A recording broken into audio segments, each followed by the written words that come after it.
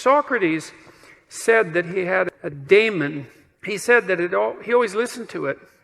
And then that was what made him different from other people, that he always listened to this voice. And the voice didn't tell him what to do. It told him what not to do. And when the Delphic oracle proclaimed that Socrates was the wisest man in Greece, in Athens, and in Greece, one of the reasons Socrates attributed her decision to deem him the wisest man was because, well, she said he knew nothing, but he knew in part that he knew nothing, at least in part because he was always listening to the voice of his daemon, his internal conscience. And then I just found out the other day that the word democracy comes from the same root, which is really interesting. Like, I had no idea that was the case, because what it suggests, it's so fascinating looking at how words are related to one another historically, because you find strange connections between ideas that you would never imagine, and sometimes they're unbelievably profound. And so the basic, what happened historically is that, well, so there was the concept of the Socratic daemon. Now, it was the daemon that Socrates listened to when he decided that he was not going to run when the Athenians decided that they were going to put him to death. The Athenian aristocrats, right? Because they thought that he was corrupting the youth by, talking to them and telling them the truth. And I suppose that's certainly grounds for chasing someone out of your town.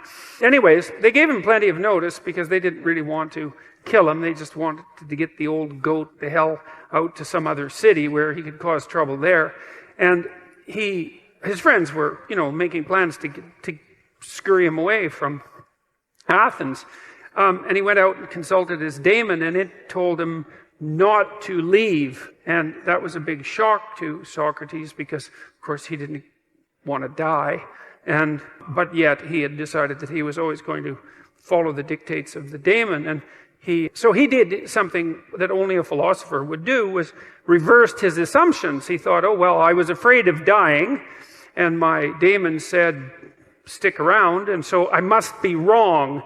It must be worse to risk not following that internal voice than to risk this form of death, which is a question you have to really wrestle with, and one his friends weren't very happy about. But in any case, he didn't run, and we have two good court-like documents attesting to that, one written by someone named Xenophon and the other by Plato.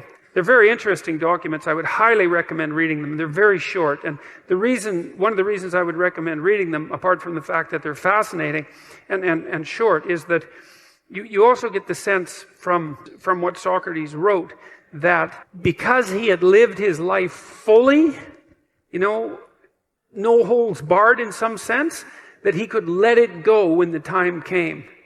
And that's an interesting thing, because, well, it's a question I think that we all wrestle with. We should. Is like, well, is there a purpose to our life? And, well, that's a hard question. And then if there is a purpose, well, how is it expressed? And then if there is a purpose and our lives are truncated as they are by death, then how can that purpose have significance? And those are hard questions. But Socrates' experience seemed to be that he had lived enough in his life so that when push came to shove, which it certainly did, he was able to gracefully let it go.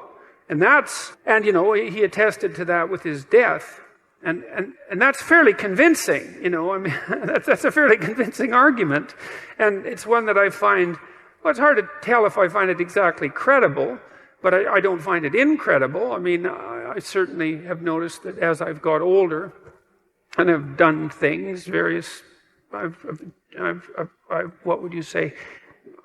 Accomplished isn't exactly the right word. I've participated in many things that I'm pleased to have participated in them, but wouldn't necessarily go back and participate in them again. It's sort of as if when you do something and you finish it, it's as if it's done. You don't have to do it again. And maybe it's possible, who knows, that if you finish your life, whatever that might mean, if you exhaust your life, then that's enough life, that you've had enough. And I mean, that doesn't mean that I try not to keep myself healthy and that I want to die tomorrow. It doesn't mean any of that. I'm trying to stick around as long as I can, but there's still that curiosity about the relationship between life and mortality, and the possibility that a life well lived exhausts itself in some fundamental sense,